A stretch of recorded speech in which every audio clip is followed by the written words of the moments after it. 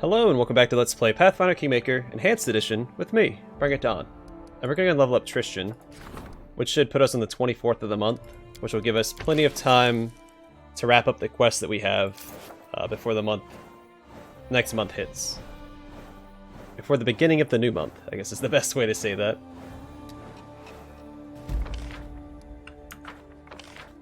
Alright, +3 to military. And she succeeded in new settler, so +5 to community, loyalty, and +2 to relations, or +1 to loyalty. And our community, oh, she's probably going to want to be leveled up as well, right? We got a letter from Mygar Varn, and Regent demands your presence. Alright, let's deal with that.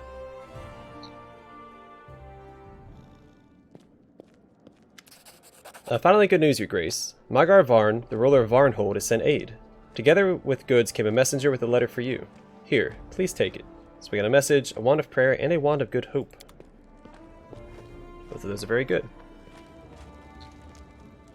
Valerie! Valerie keeps silent for a few moments, pursing her lips. I don't know where to begin. You see, your subjects, who until recently felt only suspicion towards you, are gradually changing their minds.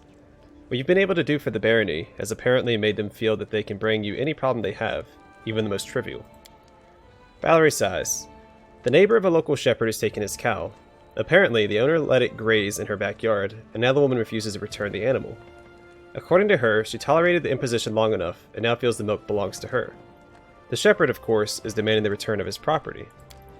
As I see it, the shepherd is right. The cow belongs to him, and it must be returned to the owner. Although, if you want to know my other opinion, Valerie's face becomes more stern. This is a matter for the village chief or village council, or something of the sort. Not for the supreme ruler of the lands. This barony may not be vast, but that doesn't mean the peasants should bother you with such trifles.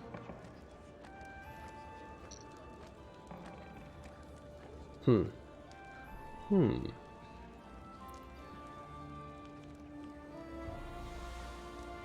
returning the cow to the shepherd. I want people to feel welcome in my barony. Valerie nods. Of course. Did that give me any change in my stuff? Okay, +1 to economy and relations. Oh, that's for Mygar. +1 to community. Awesome. Support the regent's endeavors. That's going to take 2 weeks. We're not going to do that right now. I think I'll put her on this while we finish up the month. Regent resolves problems with the +1 bonus. That's also good. So let's put her on that. Then we'll level her up at a later date. Once we deal with some of these monster problems. I don't remember if I have anything to do with the storyteller. Oh yeah, let's talk to Bartholomew. Because I never talked to him before, because in the last playthrough he died. Let's see. Bartholomew has changed a great deal since you last saw him. Now he wears a new fancy jacket with shiny buttons, and boots made of soft leather. His mustache and sideburns are waxed and perfectly trimmed. Your Grace, I'm glad you found time to honor me with your attention. How may I serve you? Do you have anything for sale? Alright, cool. So if you missed the, wait, what's this? Well, this would have been good for, Troll Trouble. I guess I went right past it. Acid arrows, okay.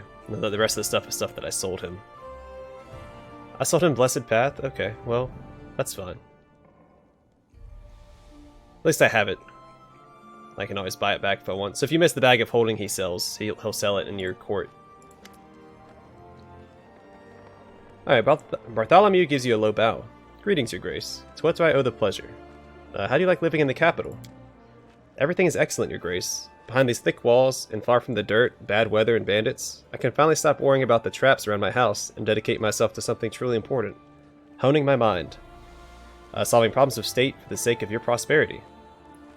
How well are you handling your responsibilities? I must admit, a great many have shown interest in your treasure chests. Your other advisors come to the treasury time and again, always with some issues or other. Soldier salaries, palace candles, but don't you worry about all that. Without my knowledge and permission, not a single coin leaves the treasury. Bartholomew rubs his palms together. What of your experiments? Have you abandoned your scientific studies? Only temporarily, Your Grace. I couldn't reject the offer to serve such an important person as yourself, but it would have been unwise to drag my entire laboratory to the capital. My tools and instruments shall remain hidden in boxes for a while, until such time as I may take leave of my duties here or return to my research.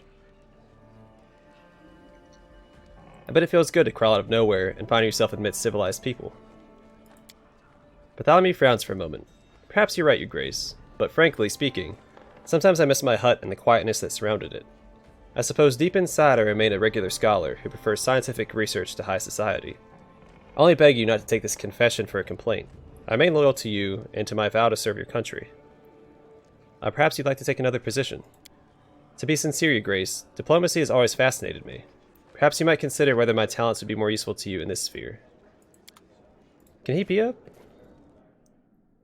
What is he? I guess, what's it called? The position that Lindsey can take. We don't have it unlocked yet. I don't remember if he's working on anything. I don't think he is, right? Because it would show it here, yeah. If I take him off, I'll put him back, but yeah. So the again, I don't remember what it's called.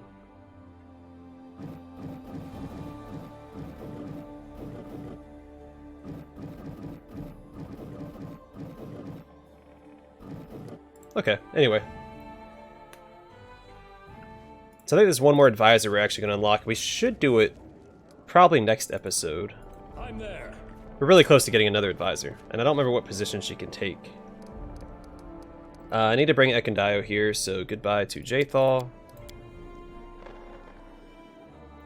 Because we have his quest to deal with.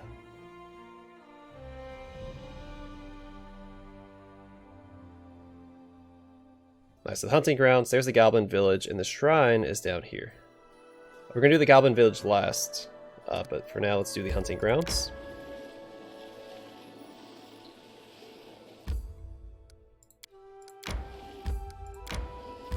Alright. Sorry, that little snippet of map, I didn't have that road mapped out yet.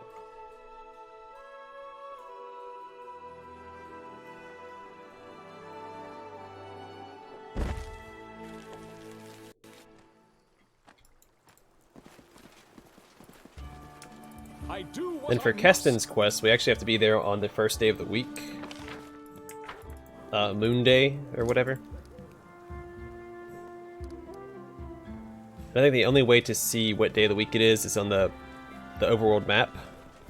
If you hold your cursor over the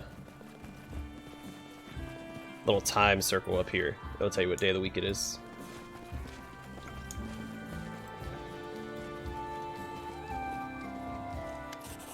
Alright, there you are.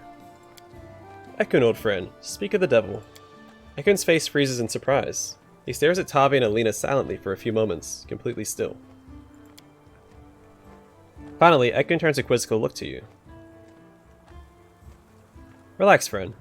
Let's just drink a little and talk. Alright, silently pat Ekun on the back. There we go. Grabbing Ekun's arm, Alina leads him to the tables with food. Please come here, Ekundayo. You don't mind if I call you Ekun?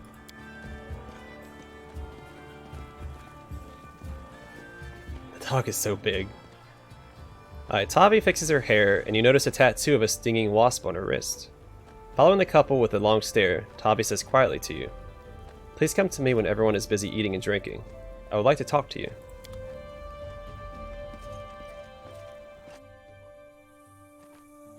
13 hours, holy crap.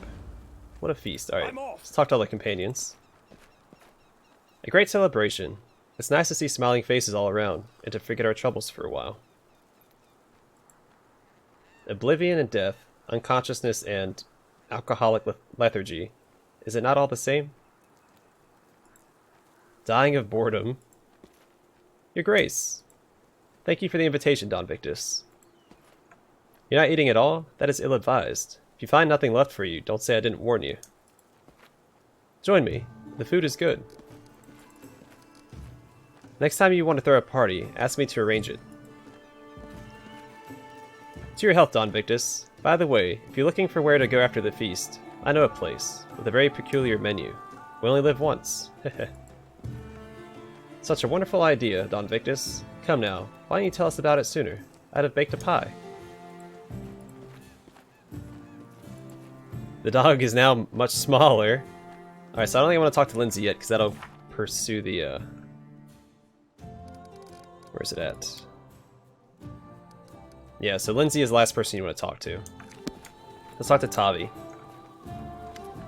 Your Grace. Smiling, Tavi nods politely. I admit, we got acquainted very suddenly. Ha ha ha, that's right. When we met for the first time, I had to speak to him. Interruptions be damned. What was I supposed to do? I haven't seen Ekun for such a long time, and I was so surprised to hear about him. Oh, I'd like to know you better. I'm at your service. Where are you from? I grew up in Nantambu, far from here, but never liked that city. I left it years ago, and haven't been back since. I remember leaving it vividly. Little towers covered with bright mosaics dot the horizon, while I lay hidden in the bushels of sugarcane on a rumbling cart, drawn by a lame old donkey. Tavi laughs. How did you meet Ekun? We guarded a caravan together. At first, I couldn't stand Ekun. I took his silence for arrogance. But then a sandstorm forced us to spend a week in a tiny village. We drank everything the only inn had to offer, and got to know each other better. Didn't you say before that he doesn't like taverns? Tavi grinned, staring off into the distance. He behaved somewhat differently when he was young. A curious story. And old as the world. Ekun never mentioned you. You don't say. Haha. It can't be. Tavi looks at you with a smirk, and he's usually so talkative. Keeps talking about himself, his past, his dreams and plans, a couple of jokes here and there. A curious tattoo, a stinging wasp. Does it mean anything? Your Grace is very observant. Tavi runs her finger over the image. This tattoo is a tribute to tradition. It symbolizes the transition from unconscious dogmatic conformity to mindfulness and self-awareness. That is an evasive answer. Haha, I'll probably never get used to the straightforwardness of citizens of the River Kingdoms. A wasp is a sacred animal of Calistria. I am one of her followers, which explains why Reg and Octavia are speaking to her. They're also worshippers of Calistria, who is the goddess of revenge, the savored sting, and the unquenchable fire, goddess of lust and revenge. Let's change the subject. So what did you want to talk about? I wanted to ask a favor. You see, Alina the innkeeper treats me coldly, and I have no reason why. Yesterday, for instance, she argued with me before changing the sheets in my room, and today she refuses to pour me a glass of wine. So I was thinking, she shouldn't refuse if the Baron himself asked for a bottle of wine. And why do you need a bottle of wine? Tavi's laughter is soft and musical. What a strange question. Really, why would I need a bottle of wine at a party? Fine, I'll see what I can do. Thank you, Don Victus. Still, why do you need a bottle of wine? Well, I just wanted to steal Ekun for a moment, to walk and talk with him eye to eye. I've known him for a long time, and he could definitely use someone to talk to. Smile in response and leave. I'm there. The ranger greets you with a curt nod. Your Grace must want to talk to Ekun. I'll go make sure everyone has enough to drink.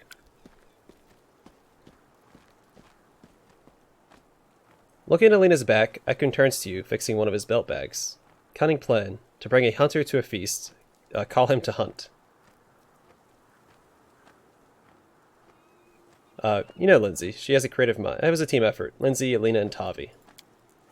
And you, according to Alina. Ekun is silent for a while. Thank you.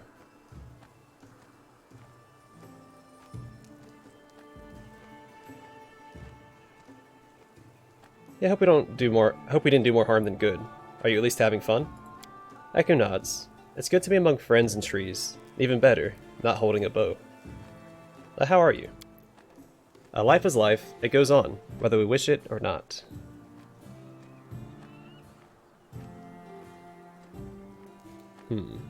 Tired of fighting? Ready to lie down and give up? Ekun's eyes flare. What do you know of how I live? Ekun stares into the distance. I wake up with the first rays of sun. I see the faces of my family. Fire turns to ashes, midday turns to midnight, and when the stars are shining, I still think of them. Some days bitterness and rage fill me. I drive them away. Other days I feel a smile on my face, and I appall myself. Only hunting numbs my feelings, but the farther I follow the trail, the darker the woods are, and the harder it is to find my way back.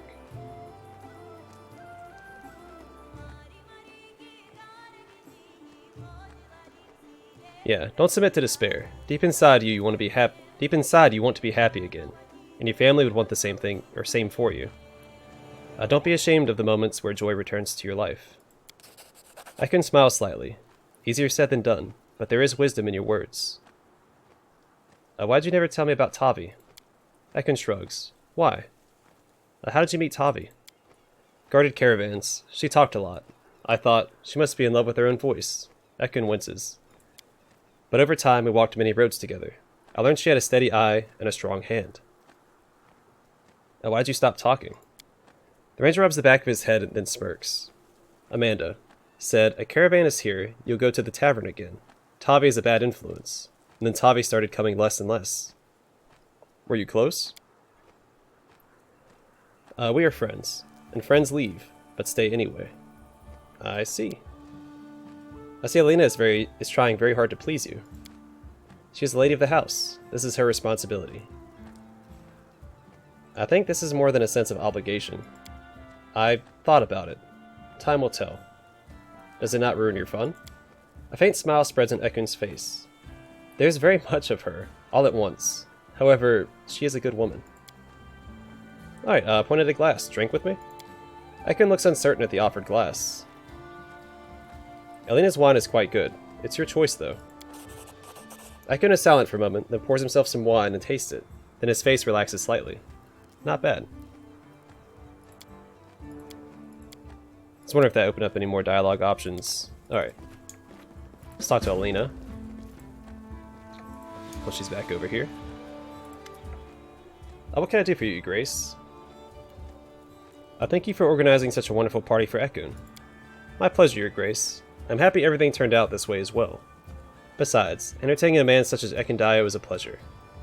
The innkeeper giggles, covering her mouth with a handkerchief. Ekun pretends not to hear. Alina, could you give me a bottle of wine? Don't bother with the bottle, Your Grace. I'll pour for you. Just bring a glass. I need a bottle for Tavi. She's our guest. You can't refuse her food and drinks. The innkeeper raises an eyebrow. I have no idea why Your Grace invited this harpy. Of course, you know better, but still. I'm going back to check on some of the others. Now, I don't plan on actually giving her the wine. I'm going to talk to her, though.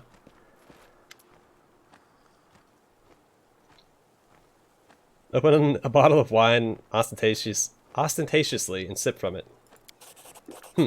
Tavi's face is like a mask. She turns away silently.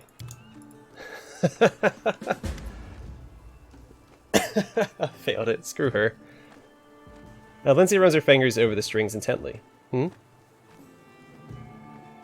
Thank you for the wonderful idea, Lindsey. Lindsey's face brightens. I'm glad you liked it. I hope the others are happy too. Especially Ekun. Isn't it hard to play and talk at the same time? It's a matter of practice. Lindsey, I think now's the perfect time for one of your performances. Are you sure? Have you had time to talk to everyone? I'm sure. Begin. Well, hold on. Let me make sure I didn't miss anything with these two.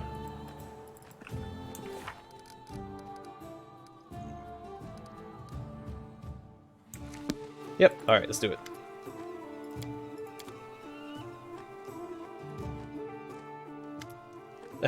Your attention. My friends, let's raise our glasses. Let's celebrate our adventures, and that we have others to share them with. Also, let's thank Alina for a generous feast. The evening was wonderful. Alina bows, turning red. And now I'd like to play something special for you. I haven't composed anything for a while, but this is a special occasion. Striking a theatrical pose, Lindsey begins to play. Music starts flowing. Lindsey's performance isn't perfect, but it is deep and emotional. One cadence follows another, and music echoes among the trees. Suddenly, you notice that Ekun is standing much closer than you thought. You realize he's slowly moving closer to you, fidgeting from foot to foot, and try not to look at anyone.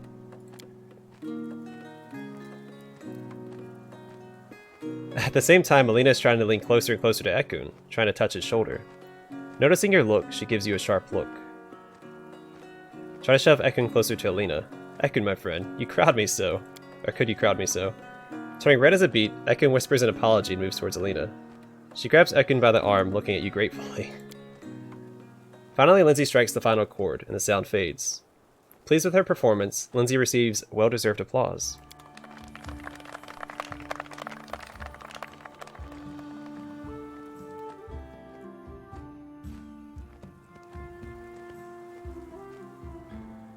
Looks at you, tilting head to the side. Sniffs your hand. The wolf who was standing nearby before wags his tail and approaches Ekun. Aw, just look at that, Ekun. He seems so loyal. You have to give him a name. You do. You've been together for so long. You've been through so much together. Tavi shakes her head. The heart wants what it wants. Why would one fake affection when there is none? I think he deserves a name. Looking at the dog and thinking for a moment, Ekun smiles slightly. His name is Akbo. Elena looks at Ekun and seems to forget about the whole world for a moment. That's better. A wonderful, imposing name. Well chosen. By the way, friends, not to sound too mundane, but I'm quite tired, and we still have to get to the city. Maybe it's time we pack up.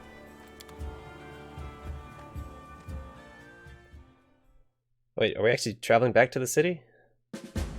Well, that saves me a little bit of time, I guess. Adventures can wait. How do I want to handle this? I guess we'll rest here. Actually, I want to try something real quick. Does it count as resting if I spend time with Canera?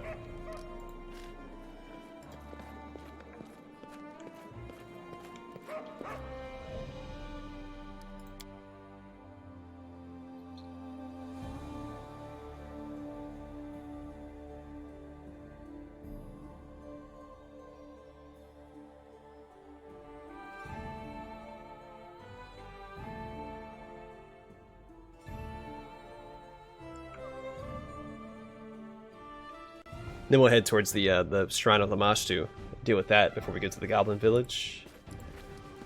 So the Goblin Village isn't the Goblin Fort. There's two different locations. I don't remember if the Goblin Village is just a book event or if it's a full... Do I have anything new for these guys? I'm not gonna just send them away from the capital. I want them to have or maybe I should, I don't know. We'll see.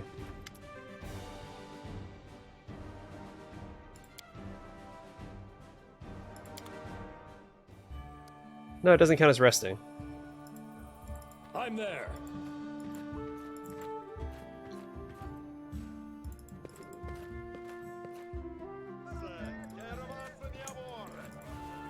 Alright, let's rest up then, and then we'll head to the Shrine of Lamashtu. Lamashtu?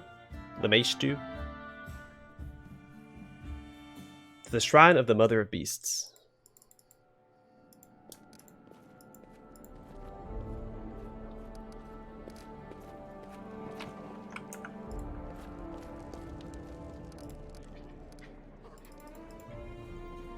Excuse me. Alright, so I don't need Ekundayo anymore. We'll bring her. Bump, bump, bump.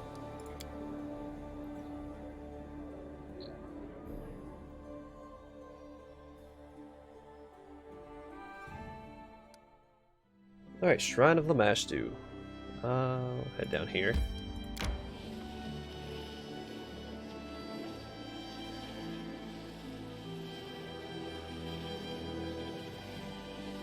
I don't mind finishing mapping out this area right here.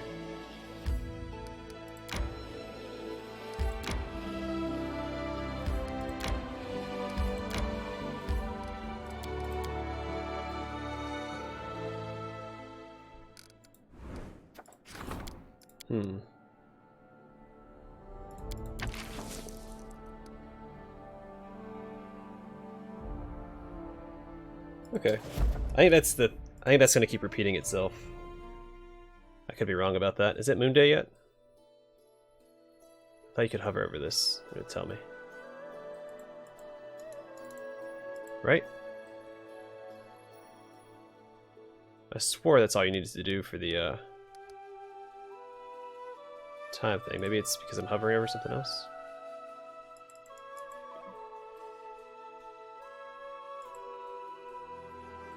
I swore that's all you needed to do. Is it here? Uh-oh.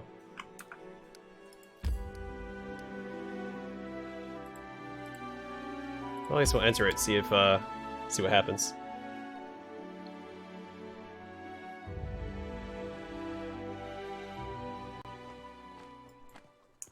Keston? Seeing you, Keston nods. Under his coat you notice a suit of armor. A sword hangs at his belt. The guard is ready to fight. I'm happy to see you, my Baron. While we're waiting for you, I've had enough time to choose a good place for the ambush. I must leave now. Wait for me here. Hold on. I forgot to read Mygar Varn's letter that he sent us. I think this is the one. Excuse me. Most Honorable Baron Don Victus, this is your good neighbor Mygar Varn, the ruler of Varnhold writing. The terrible news that your lands are being swarmed by loathsome monsters has just reached me. Without wishing to cast any doubt in your valor and combat prowess, I nevertheless dare suggest my help in these dark times. Unfortunately, I cannot lend you my sword. All my warriors are busy protecting our roads. There have just been too many bandits in Dunsward. But as a sign of my utmost respect, I send some valuable resources along with this letter. Let them serve you and your people well in these harsh days. I am sure that you would do the same in my place, and would never leave Varnhold without help. Therefore, do not perceive this as an attempt to indent you to myself. My help is free, I offer it of my own volition. Baronies like ours need to stick together, in a steadfast alliance. If one falls, the other will follow. Together, we can withstand any menace, even the likes that the Stolen Lands are famed for. P.S. I dare not insist, knowing of your hardship, but I do remind you that I would be delighted to welcome you in Varnhold at any time. Respectfully yours, Baron Mygar Varn. Or Magar, whatever. Alright, what do you know about Lamashtu? Keston frowns. Not much, your grace, but I've heard some things. Goblins, kobolds, and other wild beasts worship her. She helps them to breed, protects their young. As for people, the blessings of Lamashtu is too dangerous for them. A woman can give birth to something so terrible that the villagers might decide to drive a mother and a child out from the village. Or worse. You can go down and take a look at the shrine. The scouts who have been watching the cultists told me about hideous rituals that were performed there. The cultists disfigure and mutilate themselves, shriek like demons, and copulate in the mud. Keston frowns in disgust. I just can't imagine who in the right mind, except for goblins, would ask Lamashtu for help and agree to be part of this abomination. So I think I can explore without actually triggering anything. Might be worth doing, because he's supposed to show up on, again, the first day of the week, which is Moon Day. How curious.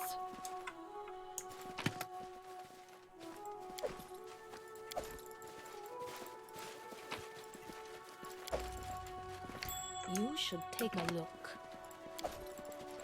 Oh wow, Gift of Death. I don't think I found this last time. The handle of this kukri is made of human bone. A +2 unholy kukri.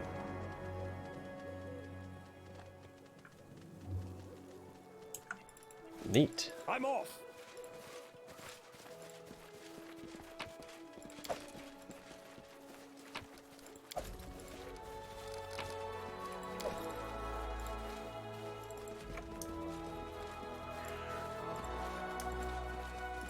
I think that's the whole area, so let's, oh, wait a second. It looks like I might be able to cross over here. In due time. Nope, okay. That's fine. The stone is covered with strange images, and flat stone is covered with blood and littered with skulls and bones. All that is left from nauseating rituals. I'm there. Alright, let's talk to Keston again. Tell him I came as soon as I could, which is not the case. I went and had a party first, and he wasn't invited. Let's see. I received your letter, Keston, and came as soon as I could. Thank you, Your Grace. I've decided you'd like to see this place with your own eyes. Lamashtu's shrine is on the other side of the hill. I suggest we set ambush right here. The visibility is good, so we can watch the cultists unnoticed and choose the right moment to strike. If you wish, you can examine the location. Are you ready for ambush? Keston shakes his head. Not today. Come back later and we'll get them when they least expect us. Well, that's lame. I swear you could hover over the time thing up here and it'd tell you what day it was.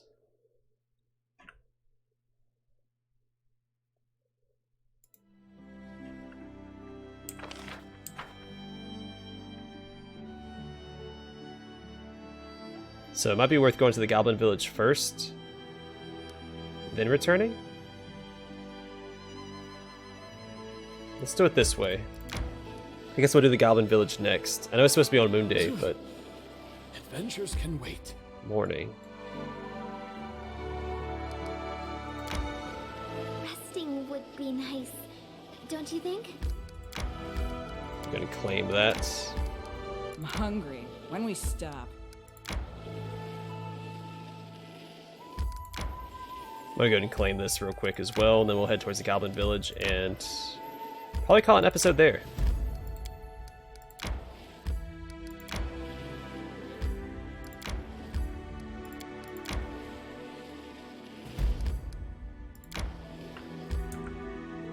Alright, let's rest.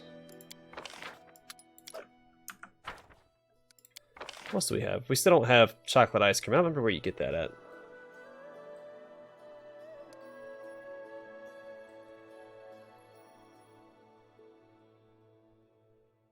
I don't understand why you make haggis of a hearty meal. Hearty meal costs you no resources, where haggis does, but it provides you the same bonus. Maybe this is a lower difficulty check?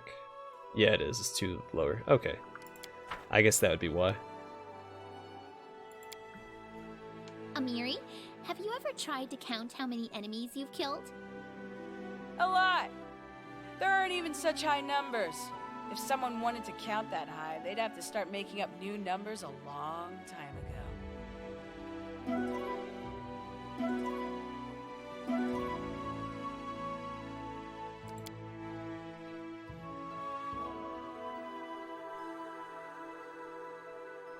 I really wish that it would... I swore that you could hover over this. I don't know, it's bugging me that it won't show me the day.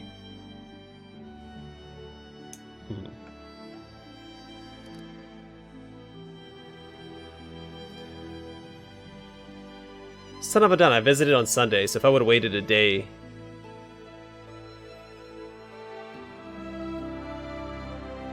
Man, okay. Well, hey. Live and you learn, right? So now I guess it's Monday. Can we make it there in time to... Probably not, because it's... take 19 hours to get there. Oh, that's so... Oh, that bugs the crap out of me. Okay. Alright, gonna call the episode here. Next episode we'll deal with the Goblin Village. I guess we'll wait a week for the Shrine of Lamashtu. Maybe I can deal with a project or something in that time. We'll probably check out the Lonely Mill and stuff, and I don't know. I'll figure it out. Anyway, thanks for watching. Hope to see you guys in the next episode.